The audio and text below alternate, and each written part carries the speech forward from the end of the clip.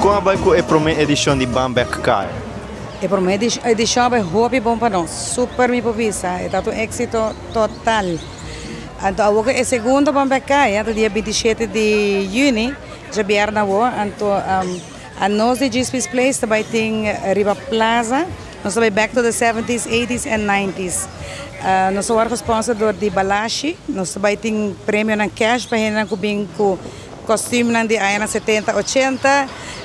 Tem prêmio para ser individual, pero se na pareja tem cash prizes. E também tem algo muito grande, nós também tem DJ at son de tempo na Visage com os Caramush. Nós também tem banda live de banda Nós com Nós e nós estamos com Wiwi Penha e sua orquestra. Também tem de 6 horas de 2 horas da noite.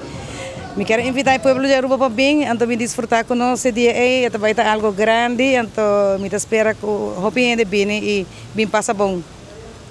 Pelo que é a iniciativa do governo que com ela vai com o negócio mesmo, ela vai Hopi bom, é bem tanto tudo? Nós estamos Hopi contentes com ela vai para nós, é bem está super.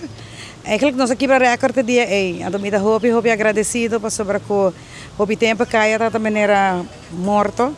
Vamos assim, pero o dia é bom vida, está bom e o seguinte dia também está super para nós, que men. Está tem side effects que está positivo para nós tour, me quer e me espera que nós prosseguir fazer viagem para a Luna. Me estou agradecido.